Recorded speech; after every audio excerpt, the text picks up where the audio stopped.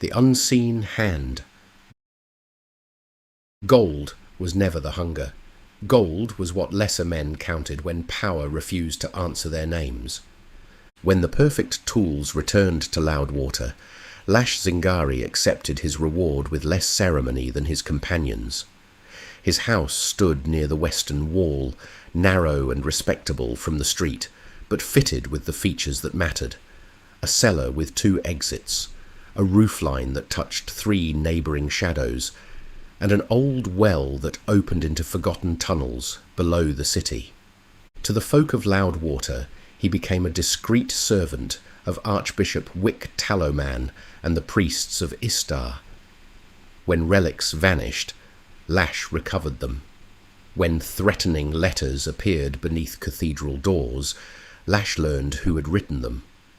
When a noble's son stumbled into smugglers, gamblers, cultists, or blackmailers, Lash resolved the matter before scandal ripened.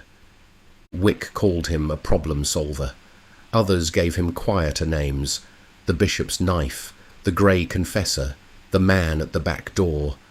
Lash cared for none of them. The work kept his senses sharp, and the church paid with something better than coin. It paid with access. Information flowed through the Church of Istar like blood through a hidden heart. Confessions, petitions, noble anxieties, travel permits, criminal rumours, names uttered in fear and then forgotten by everyone except Lash. He learned to hear the pulse beneath the hymn, yet Loudwater was never large enough. Waterdeep called to him often. At first, he travelled there on Wick's errands, carrying sealed letters or investigating threats to the northern churches, or to give Blake some extra muscle on a church expansion. Soon he travelled without telling anyone why. In the City of Splendours, among its towers, docks, masked nobles and well-fed liars, Lash began studying the organisation that had fascinated him for years. The shadow thieves. He did not approach them. Amateurs knocked on doors and asked to be let in. Lash watched. He learned which taverns admitted couriers, which dockmasters ignored unmarked crates, which magistrates dismissed charges after the correct visitor arrived, which captains smiled at one another in guild gatherings while arranging each other's deaths. Most importantly, he learned that the shadow thieves were not ruled by one person. They were ruled by fear, obligation, habit, secrets, and the careful belief that no single hand could ever close fully around the guild. Lash considered that a failure of imagination. His mild curse did not come with nightmares, voices, or black marks on the skin. It came as certainty. Whenever he saw a guildmaster accept tribute, he thought, "I could do this better." Whenever he uncovered a compromised noble or a smuggling route worth thousands of gold, he thought, "Why should they possess what I understand more completely?" Coin ceased to impress him. Coin followed power. Coin was the shadow cast by influence when the light was angled correctly. So Lash began planning the deaths of the shadow thieves' leaders. Not all at once. One would be exposed as an informant. Another would die during a robbery arranged by a rival. A third would discover that his favourite bodyguard had served Lash for months. Each removal would appear necessary. Each vacancy would be filled by someone grateful, frightened, or indebted. He would not conquer the guild from outside. He would teach it to choose him. That was when Lady Mirabelle Sorn entered the picture, raven-haired, pale-skinned, golden-eyed, a widow from Luskan who dealt in rare wines, old maps, and introductions no honest woman could provide. Lash recognised her before she admitted anything. Years earlier in Luskan she had worn red hair and called herself Salise. She had helped him escape an ambush, got into a bit of a scrap with Shay, then vanished before dawn. Now she denied remembering him. Her eyes told him she lied. She was a fiend, a succubus. Lash knew it, or knew it enough to be wary. For a time their partnership was a contest of secrets. Mirabelle offered names and opportunities. Lash took what proved useful and investigated the source of every gift. She encouraged patience, precision, and ruthlessness. A dead leader can become a martyr, she told him. A disgraced leader becomes permission. Her advice was excellent. Too excellent. Yet Lash listened because he never mistook danger for uselessness. Within a year, messages began arriving at his Loudwater house. Requests, allegiances, warnings, names. He kept them in a black ledger beneath a loose stone in his cellar. The first pages concerned minor thieves and corrupt officials. The middle pages held captains. The final pages were reserved for the leaders of the shadow thieves. One winter evening, Mirabelle stood behind him as he opened the ledger. "You have nearly everything," she whispered. "Nearly?" "The courage to take power is not the same as the will to keep it." Lash closed the book. "And you believe I lack that will?" Her hands settled lightly upon his shoulders. For an instant, he felt the warmth of something inhuman beneath her skin. "No," she said, "I believe you are finally learning that mercy is merely another expense, and not every man is worth the cost." Outside, the bells of Istar rang across Loudwater. Lash looked toward the window. Wick would have another problem for him soon. He would solve it. He remained an associate of the church. He remained a hero of the perfect tools. He remained the respectable master of a quiet house near the western wall. But beneath that house, behind a locked door, Lash kept a map of Waterdeep covered in black pins.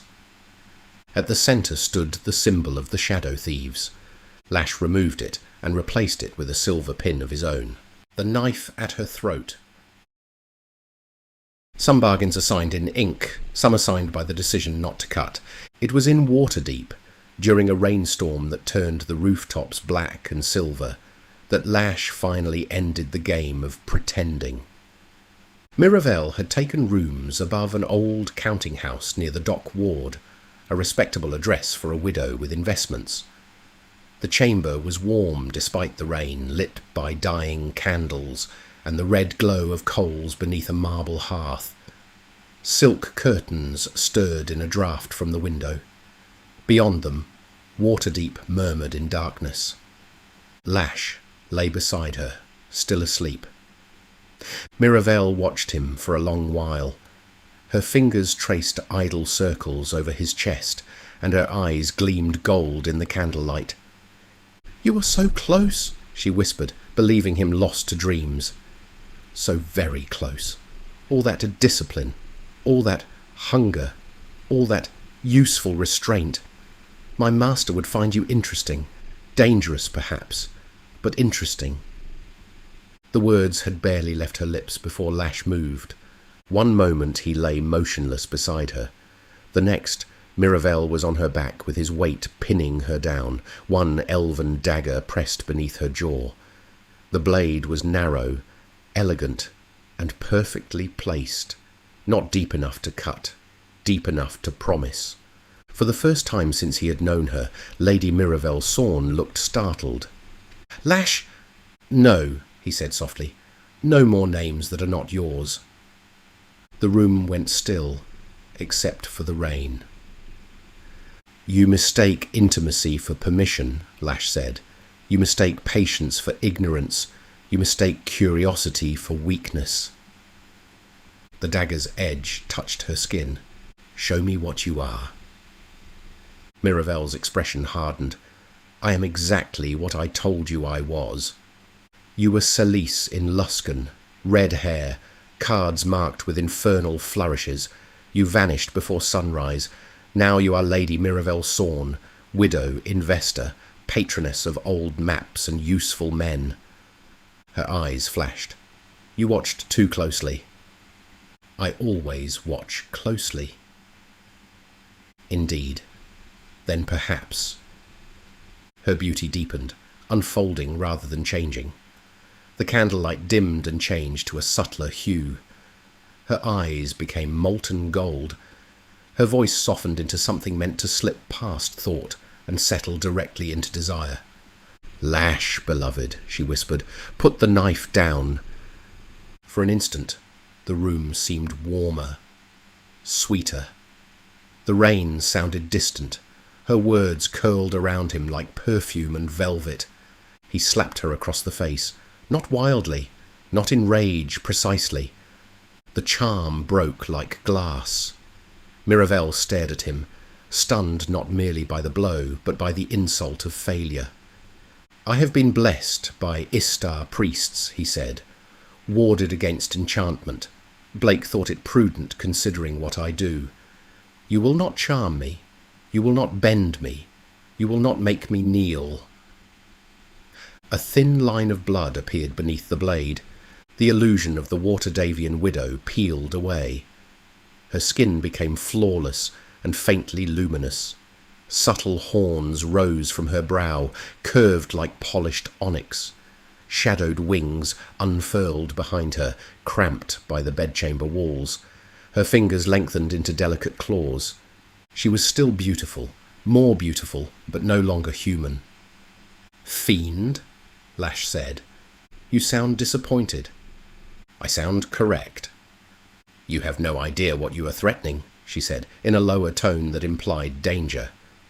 "Yes," Lash said. "I do." He shifted the dagger slightly. "You whispered about your master. Say his name." "Asmodeus," she said. The candles flickered in a chilled breeze through the room. "You serve him?" "I acknowledge him," Miravel replied, "as all wise things do." "That was not my question." Lash's face moved closer to hers. "Yes, I serve him, in the way one serves gravity, law, hunger, and consequence. But I am no slave." "No," Lash said, "you are a lackey with expensive habits." Anger flared across her face. Her sneer at this mortal should have frozen his blood, but his blade pressed firmer. "And I am no puppet," Lash continued. "Not yours, not his, not Wick's, not the shadow thieves', no one's." "Everyone serves someone, Lash." Her sneer turned into a smile. Lash still marvelled at her expressions could move through fear, seduction, lust, implied violence and complete indifference in seconds. Maybe they are all the same in the end. "Is this a negotiation?" "No." "What then are you offering me?" "Nothing." That surprised her more than the dagger. "You will be at my side. You will help me take the shadow thieves from those wasting them. You will give me names, temptations, weaknesses, private hungers, and doors that open when mortal fools think no one is watching. And in exchange, you may work your wiles on others. How generous." She can do that without him, Lash knew, but the ease would be tempting. "Not my friends, not the perfect tools, not Wick, not Blake, not the Church of Astar, not anyone under my direct protection unless I name them." "You expect me to accept boundaries?" "I expect you to recognize survival and know an opportunity when it presents itself." She studied him in silence. The air around her carried heat, musk, and a faint sulphurous trace of the lower plains. Yet beneath the infernal beauty, Lash saw calculation. She was afraid, not of death exactly, but of losing control. "You are ruthless tonight," she said. "I have always been ruthless. You mistook manners for mercy. I mistook affection for safety. That was your error." For a moment the words wounded her. Then she turned her face slightly, exposing her throat more fully to the blade. "And what of affection, Lash? Was that also a mask?" "No." That answer affected her more than the dagger. "I want you beside me," he said. "Not above me, not behind me with strings in your hands. Beside me. You will advise me. You will deceive others. You will seduce others. You will ruin others. But you will not rule me." And if Asmodeus commands otherwise? Then work around it. Mirabelle laughed softly, almost despite herself. You sound like a devil. No, devils offer contracts. I offer consequences. After a long silence, she said, For 50 years. 50? At your side? Yes. I don't touch your friends. I don't corrupt the priests of Istar. I don't charm you, and I may feed, tempt, seduce, ruin, and redirect others as needed. As useful. Her eyes brightened. And when I help you become master of the shadow thieves, then you will be beside the man who commands them. That is still not an offer, she said. She started to visibly relax, sensing the danger waning. No, Lash said. It is the best opportunity available to you. At last, he removed the dagger from her throat and got up from the bed. He did not put it away. Mirabelle touched the small line of blood at her throat, looked at it on her fingertip and smiled with her true face, wings unfurled. While this is an unusual contract, the opportunity was too valuable, and her respect for this mortal has just been raised a few notches. Very well, Lash Zingari. 50 years. I will stand beside you. I will help you gut the shadow thieves from within and crown you in their fear. Outside, Waterdeep's rain fell harder, washing blood from rooftops and filth from alleys. By morning, Lash and Mirabelle had chosen the first name of someone to talk to. By next month, that name would be dead. The road without shadows. Every once in a while, Lash chose the slow road. The wagon creaked along the northern trade route between Loudwater and Waterdeep, its wheels cutting dark lines through earth still soft from the last rain. Around them stretched calm country, fenced fields, apple orchards, barley farms, low stone walls, and cottages with smoke rising peacefully from their chimneys. Shepherds lifted hands as they passed. Children ran beside the road until mothers called them back. No monsters stalked the fields. No raiders rode the ridges. No cultists whispered in the hedgerows. Lash took it slowly. Mirabelle endured 3 days before sighing. You realise we could have been in Silvery Moon 2 days ago. Yes, Lash grinned. He knew this would irritate Mirabelle. We could have flown. She waved up at the sky. Yes. Teleported. Yes. Hired faster horses. Yes. And yet, here we are, in a wagon, behind a mule with opinions. She glared at the stubborn creature. The mule flicked its ears, as if insulted. Lash smiled faintly. I like to travel. You like to travel. I have seen hell-spawned lava move with greater speed. Were you chasing them? Lash smiled, enjoying her impatience and clear frustration of moving slowly, even from someone who has all the time in the world. Finally, a sense of humour. Why the road so dirty? Because roads tell the truth. Cities lie, courts lie, temples lie more politely. Guilds lie as a profession. Roads tell you who is eaten, who is afraid, who has guards posted, which villages have spare grain, which bridges are watched, and which men look away when strangers pass. He glanced at a farmhouse where 2 hired hands repaired a fence. A kingdom is not measured in castles, it is measured in wagons. Mirabelle frowned. Power by mud, sweaty humans and stubborn mules. Power by supply. That night they camped near birches overlooking fields silvered by moonlight. Lash built the fire small, placed the wagon near a shallow ditch, and tied an alarm line between 2 low branches. Then he took his bow and vanished after dusk. He returned 2 hours later with a young deer over his shoulders. You could buy meat, Mirabelle said clearly, not embracing the rustic lifestyle. I could. You could let me persuade a farmer to provide supper and thank us for the privilege. No, Lash said, tying up the deer.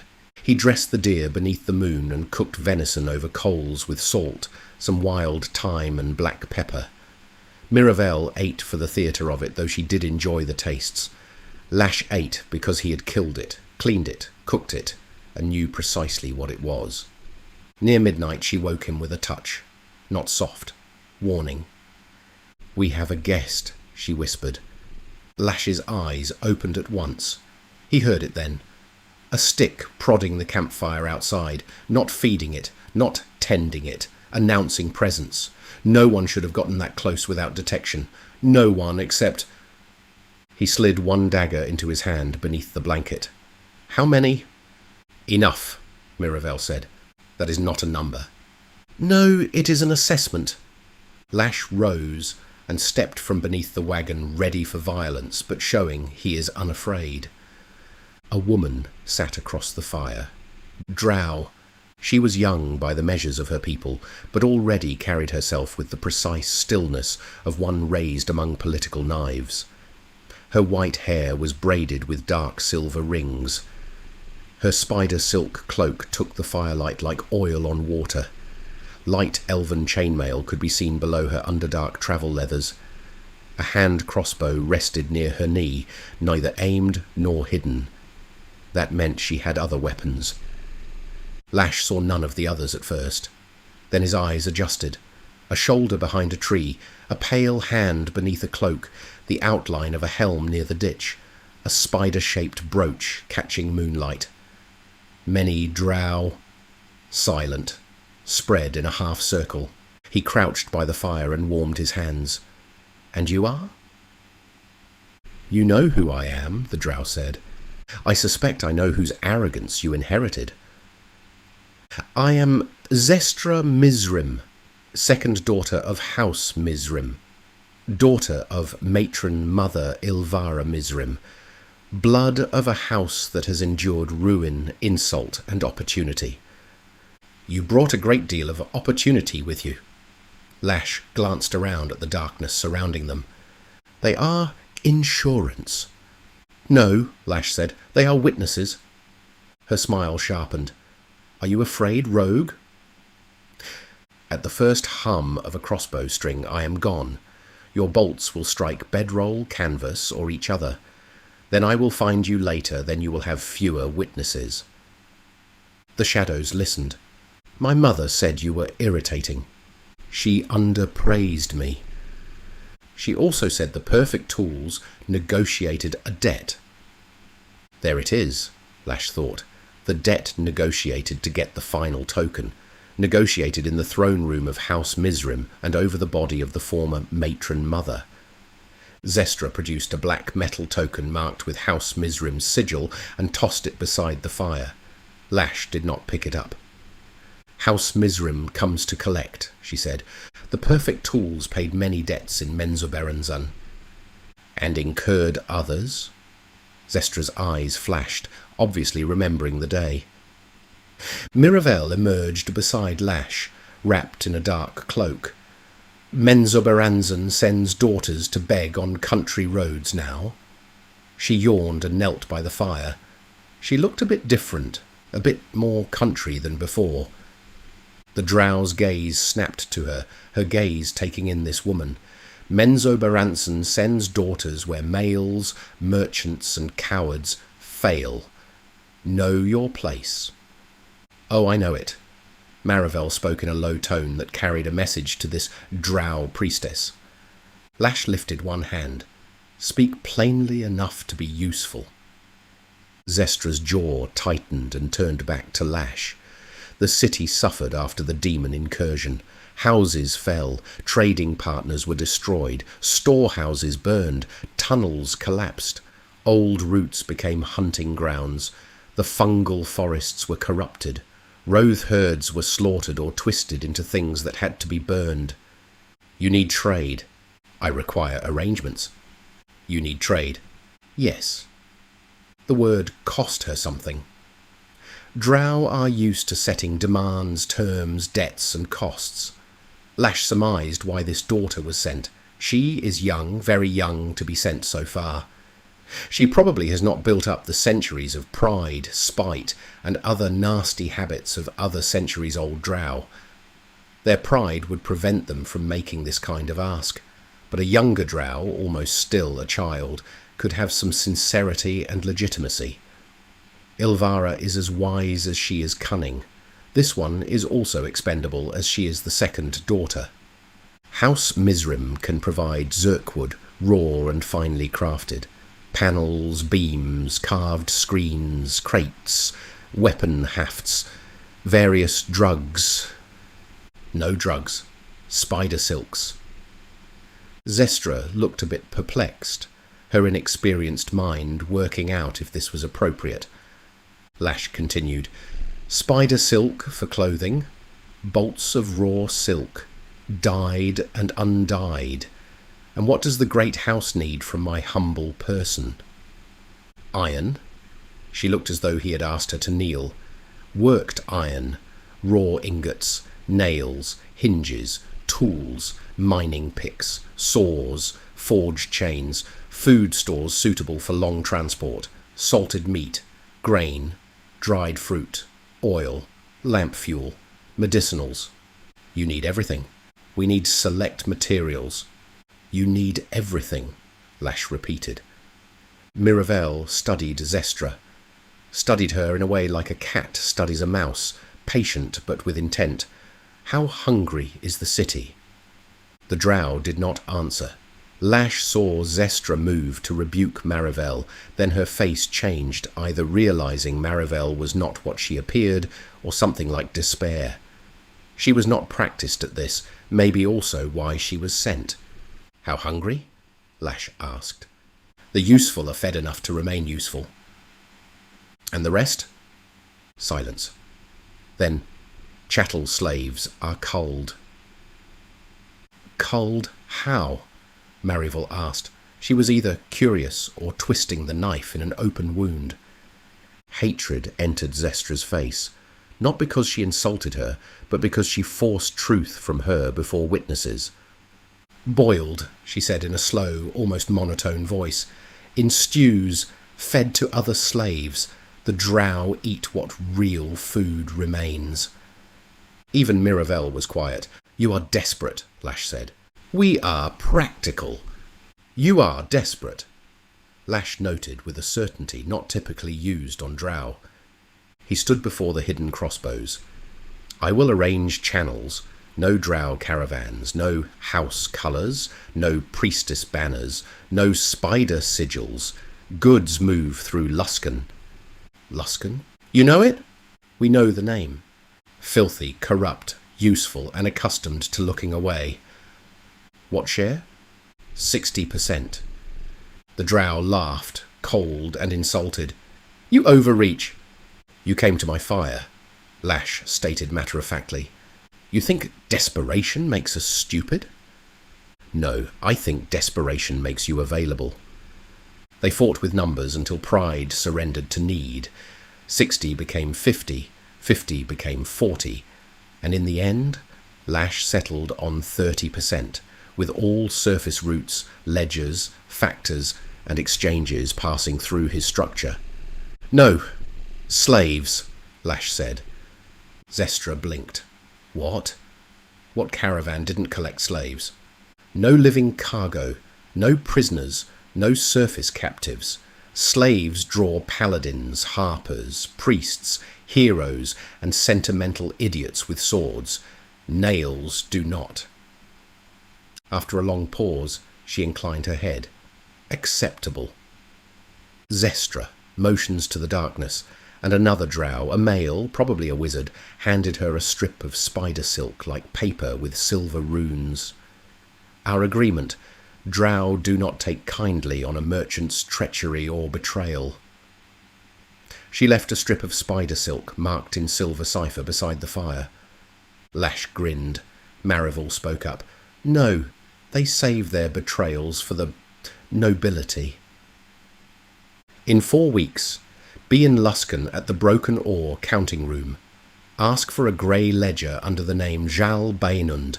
Send your factor, someone familiar with Luskan and not a dark elf. We will work out the details then. Zestra nodded, got up and glided out of the campsite. Lash wasn't sure if this was a good idea, but there was money here and power and influence and could not be passed on. Then the drow withdrew, shadows folding into shadows until only the fire remained. Miravel stood beside Lash. Boiled slaves, and still you will trade with them. Sure? How very complicated your morals are. Lash found it funny that this would confuse a fiend. No, simple. I cannot rebuild the Underdark into something decent. I can decide whether its desperation feeds someone else's empire or mine. Miravel studied him with open fascination. You are becoming dangerous in ways even I did not expect. I was always dangerous. No, she said softly. You were lethal. There is a difference. By morning, the wagon rolled again toward Waterdeep. The farms remained calm, the fields remained green, the mule remained opinionated. But beneath the wagon bench lay a strip of spider silk marked in silver thread, and with it the first strand of a trade web stretching from ruined Menzoberranzan to Luskan's black docks, from Luskan to Waterdeep's hungry nobles, and from Waterdeep into the hand of Lash Zingari, Rix and the new centre of shadows. Over the next year, Lash returned to Waterdeep more often, and by then half the shadow thieves already obeyed him. Not openly. Open obedience was for soldiers, priests, and fools. The shadow thieves obeyed through habit, fear, profit, and silence. A dockmaster delayed a shipment because Lash wished it delayed. A guild enforcer vanished because Lash wished him gone. A magistrate misplaced warrants. A smuggler changed allegiance. No proclamation had been made. No throne had been seized. But in alleys, wine cellars, counting houses and rooms behind respectable businesses, people had begun asking one question before acting. What would Lash think of this? That was how he knew he was close. Still, close was not enough. The old shadow thieves were a web of knives. Lash intended to make them a machine, and machines required gears that did not break under pressure. They required weight, reputation, history. Lash knew just the thing. Lash went to Rick's Café Thyatian. Rick's stood in the better part of Waterdeep, though not the softest. It had red awnings, polished windows, and warm lantern light spilling across the street in a manner that made merchants feel welcome and spies feel unnoticed. Inside it smelled of strong coffee, spiced lamb, baked olives, citrus peel, and expensive wine. Nobles dined beside merchants. Adventurers drank beside diplomats. Men and women with secrets sat in corners, pretending to enjoy dessert. Lash considered it a perfect criminal headquarters, respectable enough that no one would say so. Lethal saw him before Lash reached the inner tables. "Lash Zingari," he said warmly, spreading his arms as though welcoming a cousin back from campaign, still walking into rooms like every shadow owes you rent. Some do. Lethal laughed. He looked little like the dusty legends younger rogues told. He was elegant, sharp-eyed and relaxed in the way only the truly dangerous could afford to be. His elven features carried a charm almost too practised to be casual. His clothing was rich without being gaudy, fine velvet, silver buckles, supple leathers. But men remembered the arm. From shoulder to fingertip, Lethal's arm was encased, or perhaps consumed by black adamantine armour. It was not a gauntlet worn over flesh. It was the arm now, a dark, articulated thing of masterwork plates and subtle enchantments. Red rubies were set along the knuckles, wrist and forearm like drops of frozen blood. When he moved his fingers, the gems flashed like watching eyes. Lash had heard the arm replaced what was lost. He had also heard it ate what had been there. Both felt true. "You look well," Lethal said. Less enslaved, less hunted, slightly more sinister. Waterdeep agrees with you. Waterdeep has its uses. All cities do, but this one seasons its corruption better than most. Wine? Business first. Lethal's smile remained, but his eyes sharpened. Ah, then not a social call. He led Lash through a curtained archway and into a private room behind the kitchens. It was smaller than expected, comfortable, windowless, lined with ledgers and a locked wine cabinet. 2 chairs sat at a round table, neither with its back to the door. "Do not look so pleased," Lethal said. "I had this room long before you discovered paranoia." "Then you discovered it well." "I prefer to call it hospitality." The door closed. The warmth of the cafe fell away. No music, no laughter. Only 2 rogues in a quiet room. "Do you know why I have come here? How about we dispense with the theatre, the jousting, as if I am wholly ignorant of you and your dealings? Let's talk as friends." Lethal poured wine. "You have been moving against the shadow thieves, carefully, efficiently, with fewer bodies than I expected, though not none. Their old captains are dying, retiring, confessing, fleeing, or discovering sudden religious convictions."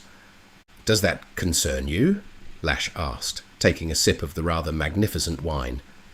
"Amuse, yes. Interest, certainly. Concern, not particularly." "You have no objections? I like stability. I especially like stability that does not require me to clean blood from my own flaws." Lash leaned back, holding the glass. "The shadow thieves are nearly mine." "Nearly is a treacherous word." "Yes. Many men have died while nearly owning something. I do not intend to be one of them." Lethal lifted his glass in a mock toast. "That is usually what they say before dying." "I can finish taking them," Lash said, "but afterward, the organisation must become something else, something harder to uproot.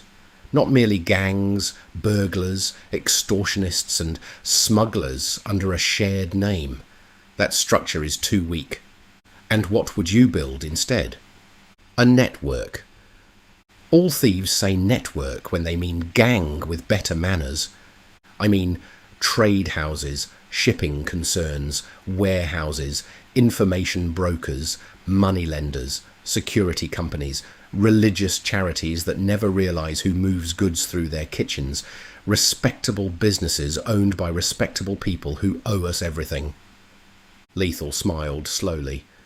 "Go on." "Rick's becomes the centre." The smile faded into stillness, not displeasure, attention. "My cafe? Why this generosity? Your cafe is already neutral ground for half the city's secrets. Nobles come here because they feel cultured. Merchants come because nobles come. Adventurers come because merchants pay. Spies come because everyone else does. No one questions private rooms in a cafe. No one searches wine deliveries. No one wonders why couriers enter through the kitchen." "You have given this thought." "I give everything thought." "That must be exhausting." "It keeps me alive." "And where am I in this magnificent machine?" "Beside me." Lethal's brows rose. "Beside you?" "Co-leader." For the first time, Lethal looked genuinely surprised. Then he laughed, delighted. "Oh, that is bold." "It is practical." "What will the new shadow thieves do?" "Trade. Legal whenever useful. Illegal whenever profitable. Smuggling, disciplined.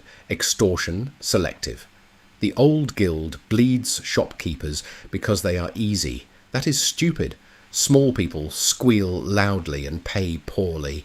We take from people with reputations to protect. Nobles. Nobles? Guild masters.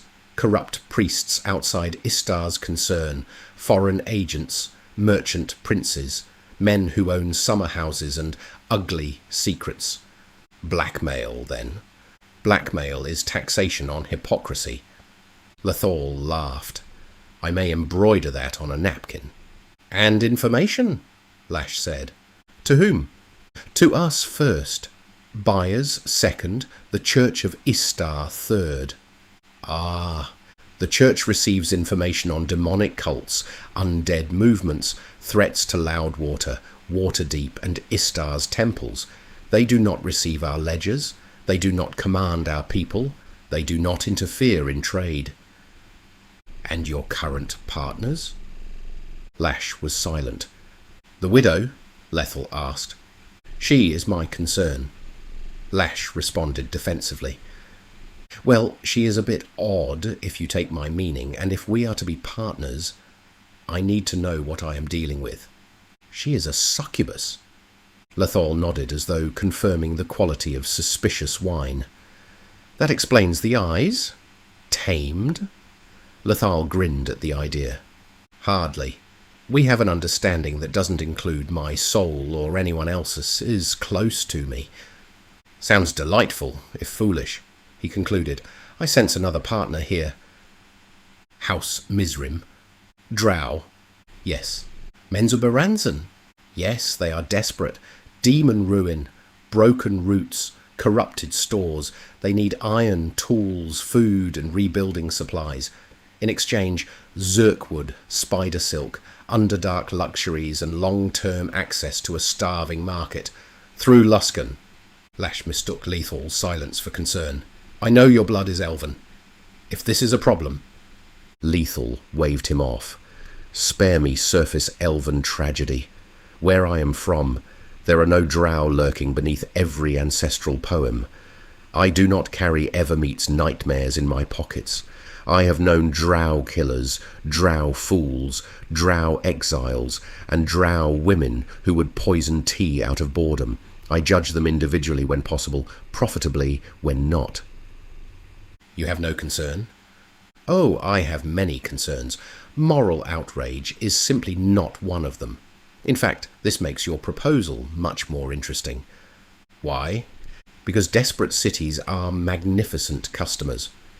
Proud, desperate cities are better still. They pay too much to pretend they are not begging. That was my thought. Of course it was. You are becoming dangerous. Someone else told me the same thing not long ago. Is that a yes? Lethal looked around the private room. The ledgers, the wine cabinet, the walls that had heard ambassadors lie and killers accept payment. Then he smiled. I have no need of wealth, Lash. I own this place because I enjoy watching Waterdeep happen around me. Wealth is pleasant, but unnecessary. He flexed the black adamantine fingers. But the idea of turning the shadow thieves from ambitious alley rats into a respectable, trade-fed, information-rich institution with a cafe as its beating heart, that, my friend, is art. Lash waited. Yes, Lethal said. No oath, no contract. Just the word. They agreed to terms. Rick's would be neutral chamber, counting house, message exchange, and arbitration room. No blood in the public rooms, no corpses in the kitchen. The church's information channels would be approved by both. Miravel would not charm Rick's patrons without permission. She isn't going to like that. I know. Isn't it marvellous? At last, Lethal extended the black adamantine hand across the table. The ruby inlays glowed like coals set into midnight metal. You are not afraid it will bite? He asked. No. It has? I assumed. Lash clasped it. The hand was cold, impossibly strong and faintly humming with enchantment. For a heartbeat he felt the old magic in it. Hunger, binding, loss, violence, survival. Not a tool. Not entirely. A partner. When they returned to the public room, Rick's had not changed. Nobles still laughed over wine. Merchants still haggled. A priest pretended not to recognize a courtesan. A Harper agent badly disguised as a poet recited verses no one enjoyed. Lethal clapped Lash on the shoulder. To stability. Lash lifted his glass. To profit. to shadows with better taste. They drank. No one in Rick's Café Theatian knew that the shadow thieves had just changed forever. That was exactly how Lash wanted it. Years followed, and Lash Zingari ruled the shadow thieves without ever wearing a crown. That was the first lesson he taught them. Crowns were for kings, fools, and men who wished assassins to know where to aim. Lash preferred ledgers, favours, sealed letters, quiet payments, and doors that opened before he touched them. He preferred a magistrate who never knew why he dismissed the correct case, a dockmaster who delayed the correct ship, a noble who paid without being threatened twice, and a thief who understood that disobedience was not punished loudly. It was punished completely. The old shadow thieves had been a nest of knives, useful, dangerous, greedy, and unstable. Lash made them something better, a machine. Under his hand, and under Lethal Corrigan's amused and brilliant charisma, the shadow thieves became almost respectable. They operated trading houses along Waterdeep's docks. They held interests in warehouses, money-lending concerns, shipping companies, private security firms, and luxury import businesses. They moved Zirkwood and spider silk through Luskan under false marks, sold rare underdark goods to nobles who preferred not to ask questions, and quietly exchanged iron, tools, grain, and medicinals through intermediaries no paladin would ever see. Rick's Café Theatian became the heart of it all, and everyone came to Rick's. No sign was hung, no thief called it a guild hall, no meeting there was officially about crime. It was simply Rick's, a place where ambassadors dined, merchants negotiated, spies listened, adventurers boasted, and nobles drank wine too expensive to taste honestly. Behind the public rooms, Lethal kept ledgers no city watchman ever found.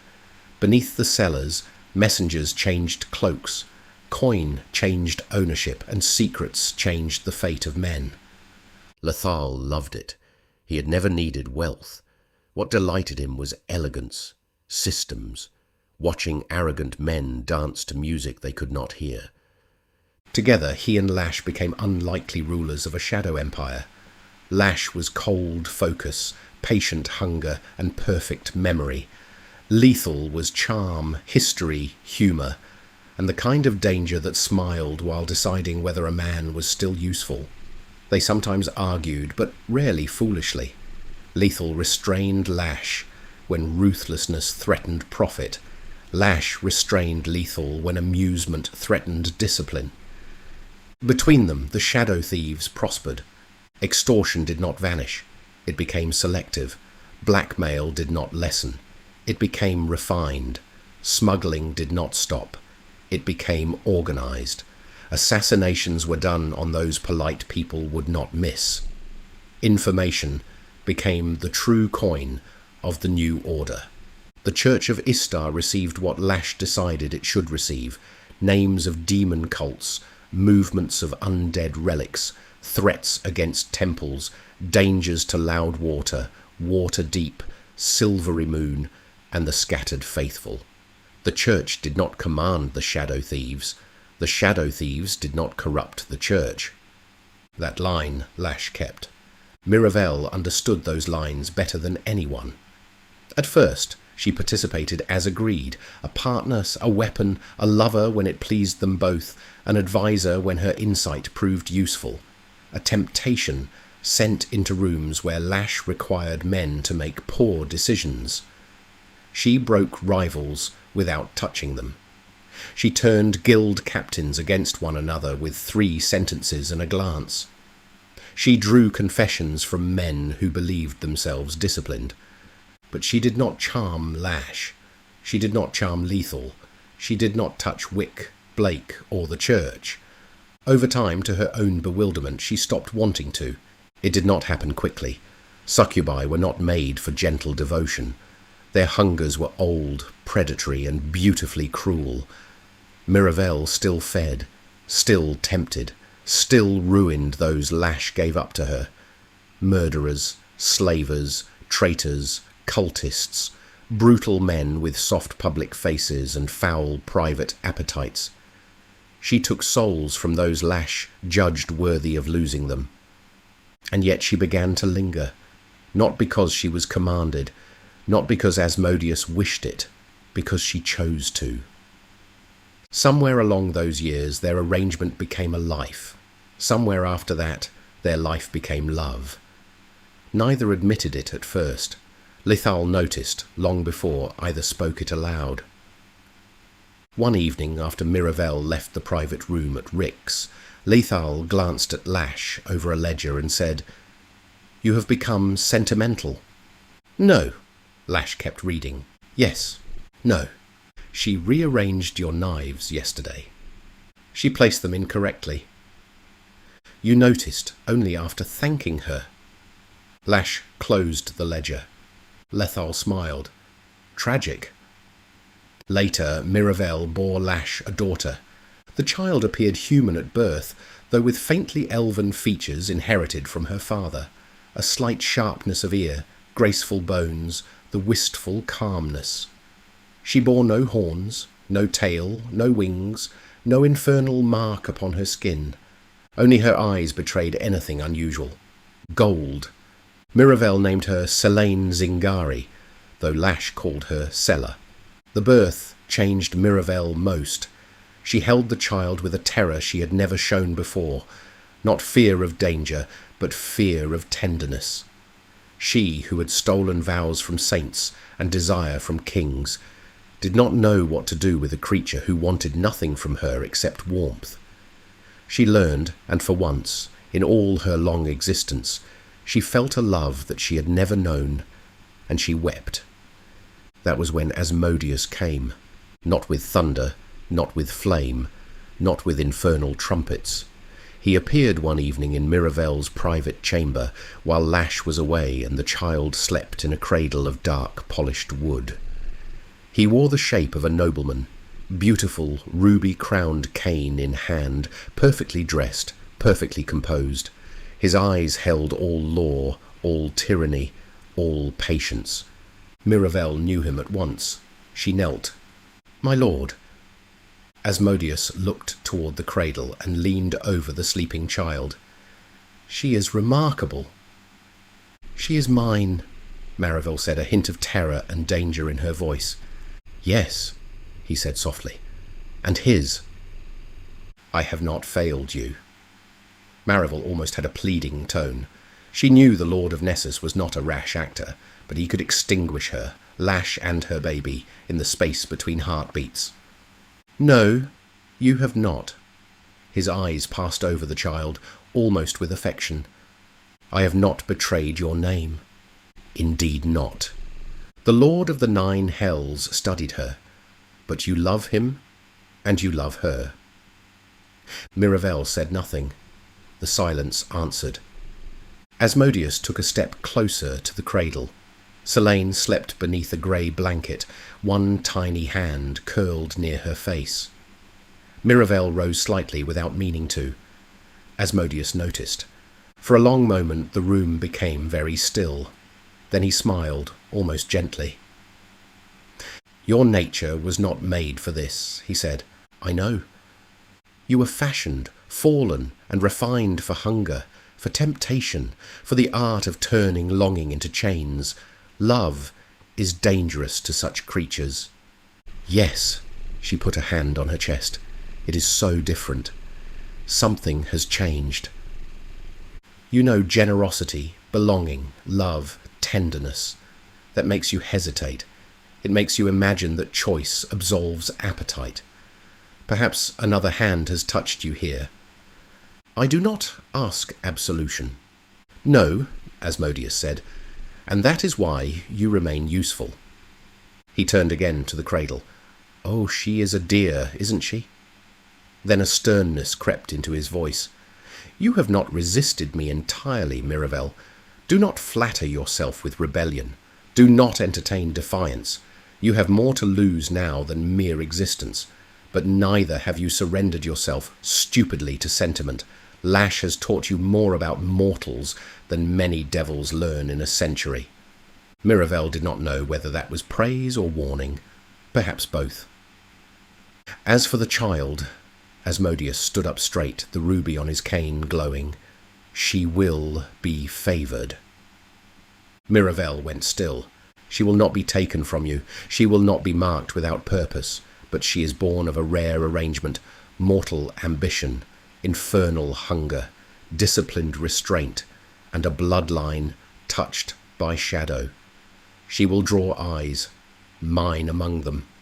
She remains of this world. She inherits what you both built if she proves worthy. She learns power not as a bauble, but as structure. Not appetite alone, but rule. Not chaos, but command. His smile deepened.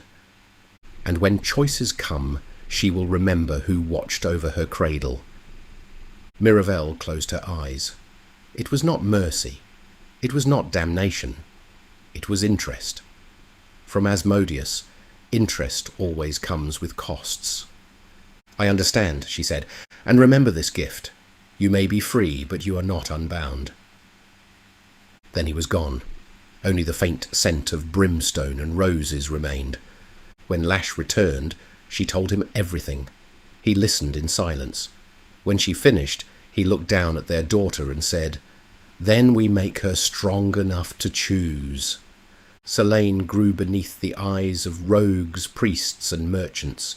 She learned letters from tutors hired through respectable channels.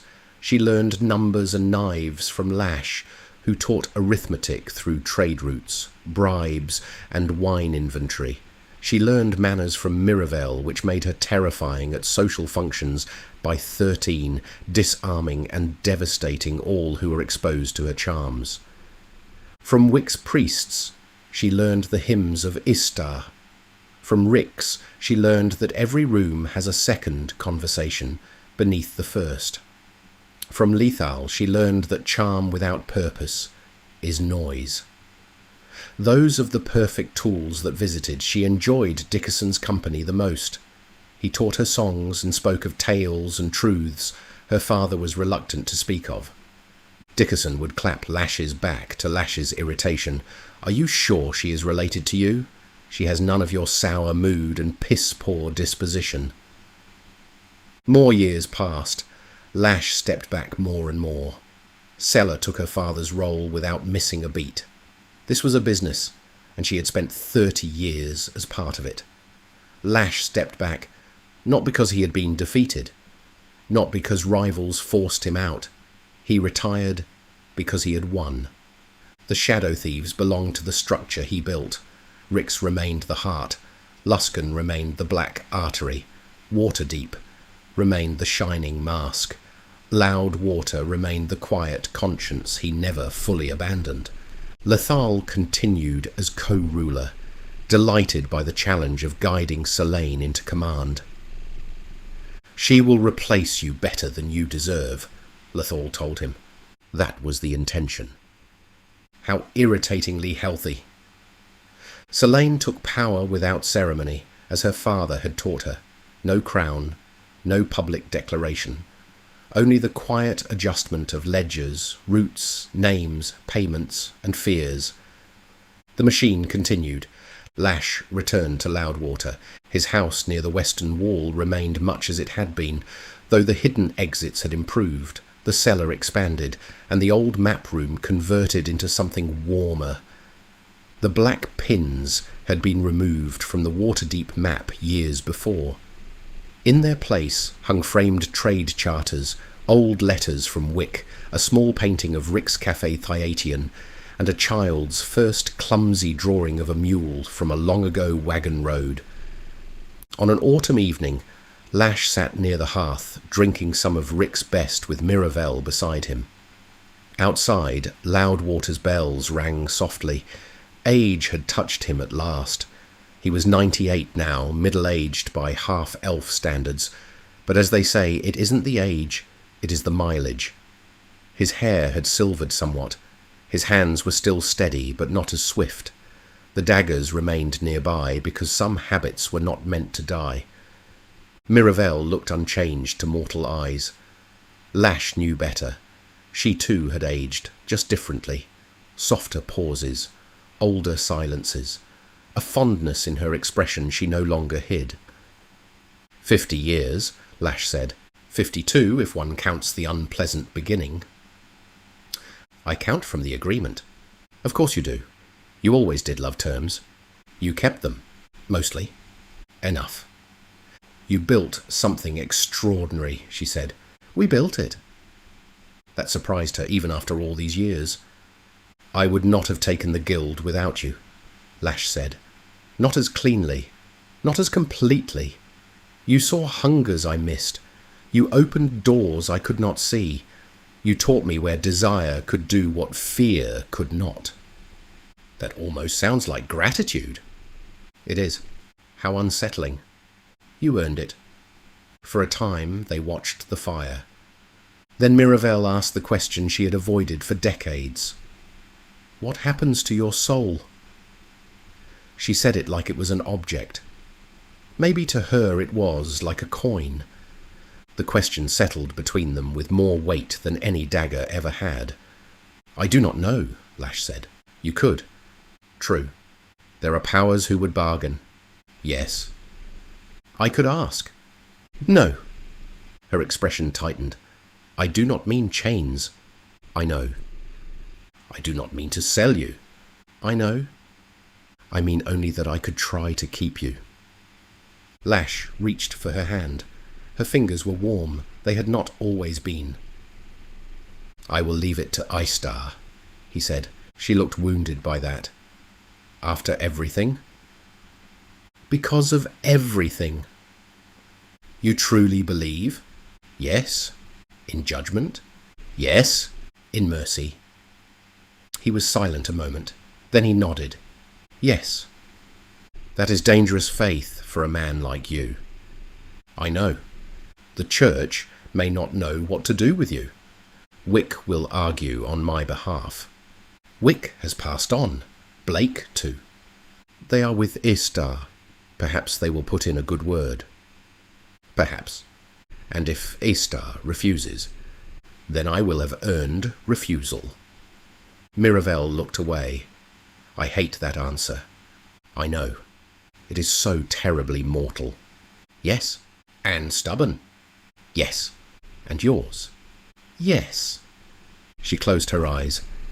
I loved you, she said quietly, as if confessing a crime. Loved? Do not become smug in old age. I loved you too.